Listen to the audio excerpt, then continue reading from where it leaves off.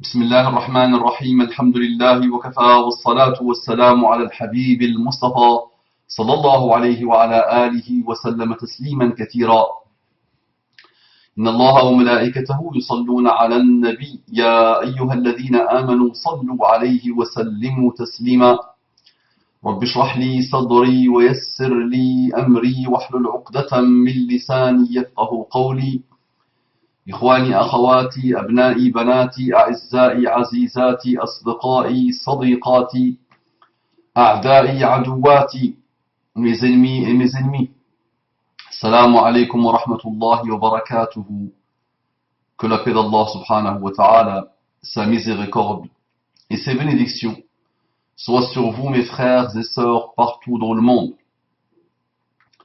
Qu'Allah vous accorde l'apaisement et qu'Allah vous accorde le bonheur ultime. Mes frères et sœurs encore pas musulmans, mes frères et sœurs en humanité, beaucoup d'affection, beaucoup d'apprentissage, beaucoup de belles choses que nous partageons en commun, en tant que citoyens, en tant qu'humains, en tant que personnes qui aspirent au bonheur social, au bonheur économique, au bonheur sociétal. Il y a beaucoup de bonnes choses que l'humain aime. Qu'Allah vous accorde les délices de la guidée islamique. Les attentats à Bruxelles, les attentats de Bruxelles. Nous sommes dans une époque où des gens vides de tout, c'est-à-dire ils n'ont rien. Quand tu rencontres des humains, quels qu'ils soient, tu trouves en eux des qualités, des choses intéressantes.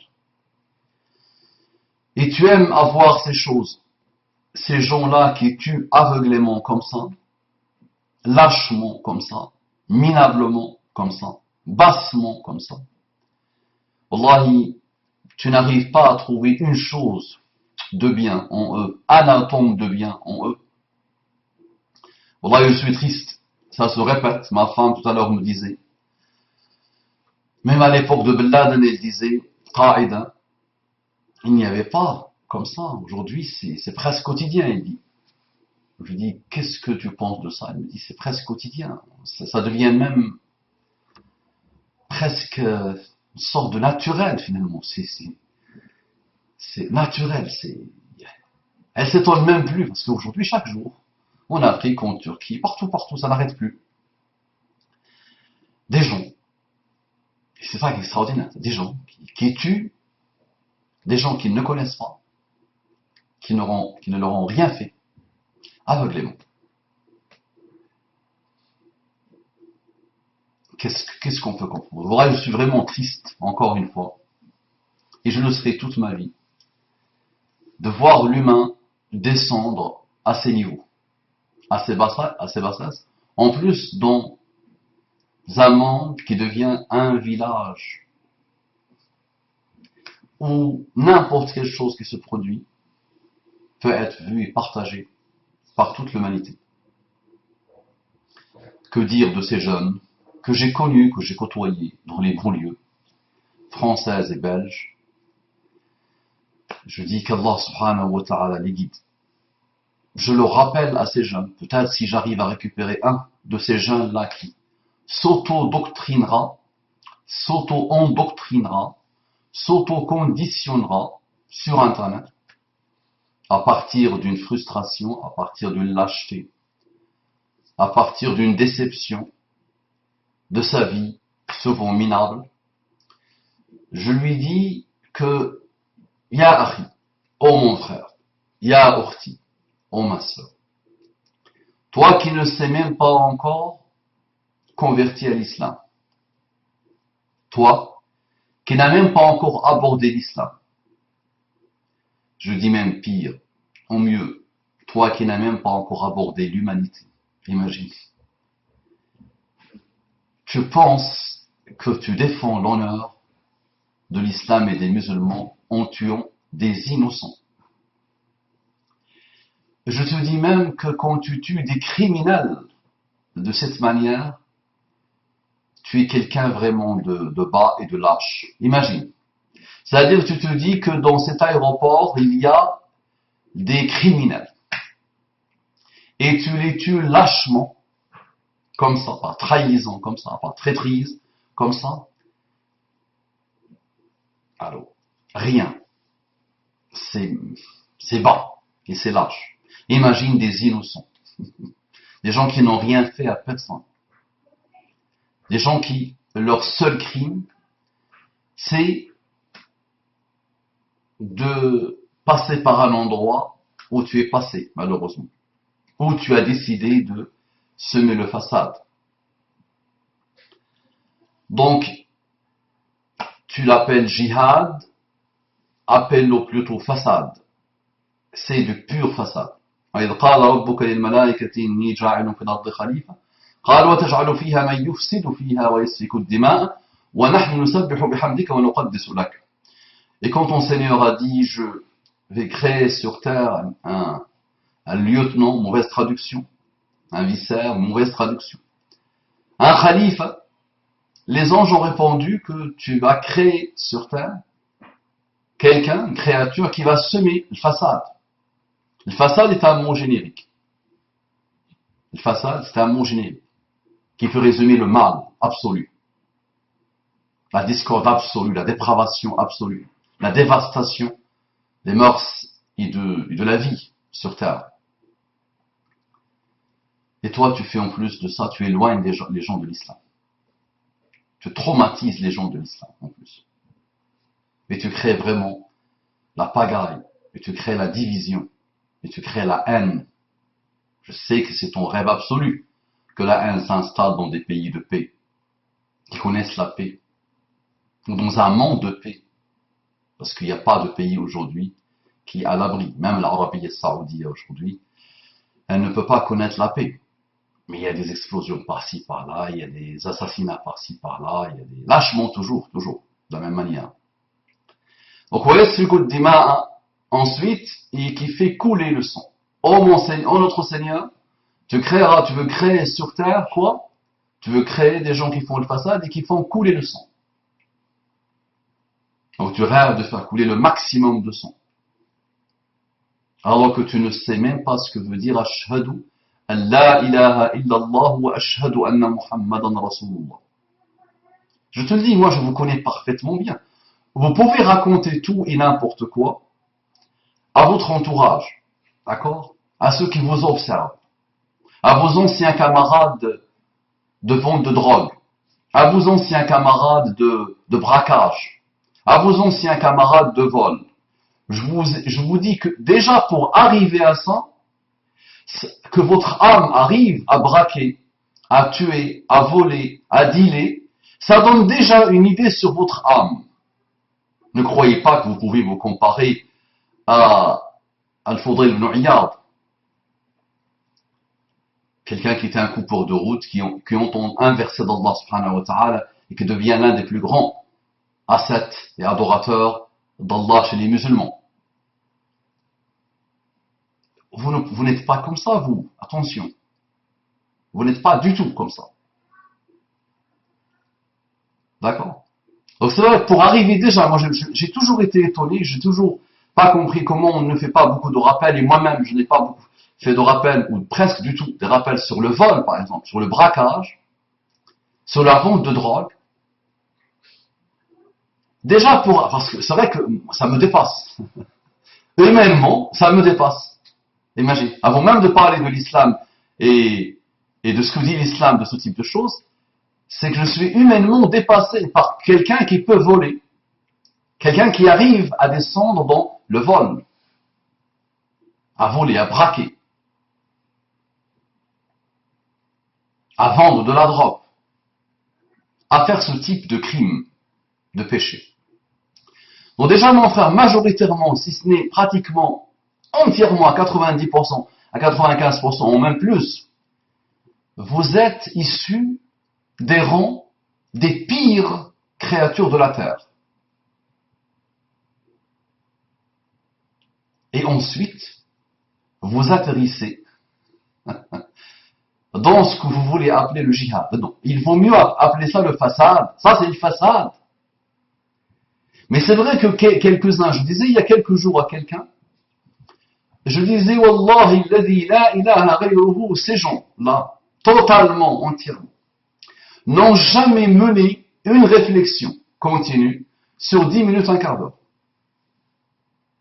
Ça veut dire l'âme, la réflexion de l'âme, la méditation, inna fi dhalika la ayatin liqawmin ya'qilun. Allah subhanahu wa ta'ala nous invite dans le Coran à raisonner, à méditer, à observer, à analyser,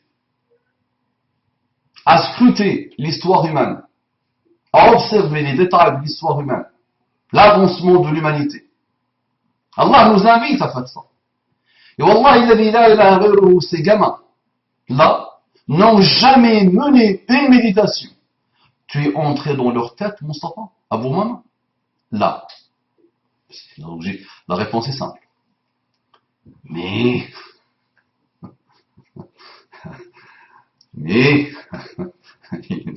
regardez-les, observez-les. Leur famille vous le dira. Leur famille, je sais. Leurs camarades. Ça, ce type de choses. Personnellement, j'ai traîné avec, je sais. Jusqu'où leur tête peut partir. Mais il n'y a rien. Il n'y a rien. Il y a des choses. Il y a des créatures bizarres. Qu'Allah, il n'arrive même pas à appeler humain. J'arrive pas personnellement. Ce sont des choses bizarres. D'accord? Mais, c'est vrai. Ils sont d'origine humaine, on va dire. Ils sont d'origine humaine, on va dire. Ce sont des mutants d'origine humaine. Je pense que ça peut peut-être bien résumer la chose. Même si parfois il y a de bonnes mutations. Et qui deviennent des sanguinaires. Et qui pensent qu'ils ont atteint le summum de la bravoure, le summum de la probité intellectuelle et spirituelle. Et ils se pensent les pauvres modèles. Mais c'est vrai qu'on les aide à devenir modèles. Quand j'ai vu récemment combien de fois on a cité, comment il s'appelle, Abdeslam, là, Salah Abdeslam. Je me suis dit, subhanallah. Je rigolais, je disais, il devient plus connu qu'Einstein. Ah, tu aimes Einstein, tu aimes mes crayons? Oh, bon, maman, j'ai rien dit. Je dis juste, prenez-moi un autre nom très connu, d'accord? Et Salah Abdeslam est devenu, on l'a cité plus. C'est des réactions malheureuses des médias. Et c'est vrai qu'on n'a toujours pas compris comment agir avec ces gens. On continue dans la réaction. On continue dans le système sécuritaire à l'infini, mais qui ne sert à rien. Moi, juste après les attentats du mois de novembre, je me disais, mais il n'y a pas plus facile que tuer 1000 personnes. Moi, je voyais dans les trains de banlieue, des trains bondés, juste après les attentats. On va faire, tu vois, tous les jours, tu entends les hommes politiques, on va faire. Mais il faut que tu mettes 3 policiers et 2 agents des renseignements avec chaque citoyen français, avec chaque citoyen européen. Donc tu t'en sortiras pas. Tu t'en sortiras pas avec ça. Donc celui qui veut tuer, il n'y a pas plus facile pour tuer. Si nos hommes politiques ne le savent pas, c'est qu'il y a un problème, les pauvres. C'est eux aussi, je vais les mettre avec les mutants. C'est que ça ne réfléchit pas. Mais on sait que ça sert pour toutes ces histoires. L'homme politique, le pauvre, ne voit que l'élection prochaine. Le pauvre. Le citoyen qui veut vraiment l'intérêt de son pays voit à l'avenir un moyen et à long terme. Il le voit par rapport à l'intérêt de son pays, pas par rapport à son intérêt lui-même. Vous savez, nos hommes politiques, Allah les guide. C'est la manifestation de la façade, on va dire, intellectuelle et comportementale de la terre, malheureusement. Wala hawla wala quwwata illa billah. Je vais vous raconter une histoire. À la création de Adam, vous savez ce qui s'est passé pour ceux qui sont croyants. Adam a quitté le paradis. Allah l'a mis en dehors du paradis. L'a chassé du paradis. Et il n'y avait pas de créature humaine avec. Il était lui, Hawa. Ève. Ils ont commencé à avoir des enfants. Et vous connaissez l'histoire qui est commune aux religions de livres, parce qu'ils ont la même source. Après, on peut les raconter et narrer de manière différente, mais le Coran a dit clairement à la perfection, en une phrase, ce qui s'est passé. Donc, deux frères, imaginez-moi la scène, qui ont entendu parler du paradis, qui ont été le paradis dans les seins de leur mère, notre maman Ève,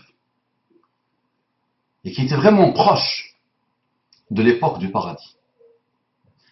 Un des deux a décidé de tuer son frère. Imagine. Si quelqu'un te dit, je t'assassinerai, je vais te tuer, sérieusement, vraiment sérieusement. Dans le Coran, Allah nous dit, la aqtulannak. C'est une sira, c'est une manière de faire qui est lourde en arabe littéraire. Ça veut dire insistance totale. Without doubt. Sans aucun doute. À la Julien Courbet. C'était ça, la Julien Courbet? Ou l'autre? Ou de la rue? Je ne sais plus. Sans aucun doute. C'est peut-être de la rue. C'est ça. Donc là, tout là, sûr et certain. Maintenant, mets-toi à la place de celui qui entend ça et qui voit vraiment que son frère a décidé de le tuer. De le tuer. Mon ennemi, quel qu'il soit, qu'est-ce qu'il me fera de pire que de me tuer? Mettez des guillemets entre pire, s'il vous plaît. On pousse le raisonnement à l'extrême. Qu'est-ce qu'il peut faire de moi que de me tuer? On va dire, oui, mais il peut délabrer ma religiosité. C'est l'ennemi numéro un, il est dangereux, il ne faut pas s'approcher de lui. Pourquoi pas? Voilà la réponse. Imaginez la scène, on a encore les odeurs du paradis, et les miracles du paradis. On entend encore parler des anges, Adam qui a rencontré un ange, qui a vu les créatures d'Allah, qui a vu la puissance de la création d'Allah au niveau paradisiaque. Et on a deux bonhommes, deux frères. Un décide, par jalousie, par sectarisme, par haine, par envie, par une pulsion de la pensée, de tuer son frère. L'autre doit répondre quoi normalement? Naturellement et logiquement. Ah non, je ne te laisserai pas faire. Il prendra garde, il se méfiera, il quittera l'endroit, il se mettra dans une forteresse. Ou, faire comme on fait aujourd'hui, il le tue. Et il se débarrasse. Il déjeune de lui avant que l'autre dîne de lui. Et là, il lui dit non. Si tu décides de me tuer, si tu dresses ta main pour me tuer, je ne le ferai pas. Je ne te tuerai pas. Imaginez avec moi la puissance de la non-violence dans les cas les plus extrêmes de l'enseignement coranique. Nous avons des gens aujourd'hui qui n'ont jamais lu un verset de Coran. Ah oui, mais à un moment, moi je l'ai vu, notre ami de Salah Abdeslam lit le Coran, mais il n'a pas lu le pauvre. Il n'a rien lu. Soit on lui a appris par cœur des paroles qu'il n'a jamais compris, qu'il n'a jamais analysé une, soit le pauvre, il lit des choses en français qu'il ne comprend pas de temps en temps. Il y a un qui m'avait envoyé une mini-étude qu'il avait fait sur un des plus grands sites de pseudo-jihadisme de l'internet francophone. Il m'a dit à vous-même, j'ai fait des pourcentages. Et le pourcentage de Coran, de méditation coranique, de choses, de l'apaisement de l'âme, il n'y a pas. Et c'est infime. Ça ne parle que de takfir, le kuffar, les mécréants, on va faire, on va tuer, on va massacrer. C'est ça leur littérature malheureuse. Je suis de tout cœur avec ceux qui ont perdu des frères, des sœurs, des mamans, des papas, des enfants. Qu'Allah leur facilite, qu'Allah apaise les cœurs, qu'Allah soulage les souffrances. c'est mondialisé aujourd'hui. Nous sommes dans un monde qui a trop changé, qui a beaucoup changé. En une vingtaine d'années, le changement que ces jeunes ont connu pratiquement, l'humanité ne l'a pas connu, je pense, depuis ses débuts. Aujourd'hui, tout est vite, tout va vite. Et nous sommes dans un même village, dans le même bateau. Chacun de nous va devoir faire un effort. Chacun de nous va devoir remettre en cause des choses qu'il a pensées acquises définitivement. Chacun de vous va devoir avoir un minimum d'empathie et un minimum de curiosité aussi. Celui qui vit avec moi, qui a évolué de cette manière-là, qu'est-ce qui a fait qu'il a évolué de cette manière-là et comment on va faire pour travailler à moyen terme et à long terme pour bannir ce type de choses. Normalement, l'humanité est passée par beaucoup de stades. Nous allons leur faire voir nos versets, nos signes plutôt, en eux-mêmes, dans les horizons, et en eux-mêmes, jusqu'à ce que ils voient que c'est la vérité. Les signes d'Allah, c'est l'histoire humaine aussi. On ne pense qu'à la partie scientifique. Mais c'est le déroulement de l'histoire humaine, de l'avancement des expériences humaines, pour qu'on puisse à un moment donné s'apaiser et atteindre ce niveau de l'un des fils d'Adam. De lier le tout à la taqwa, à la crainte d'Allah. Mais je parle à des gamins de la taqwa,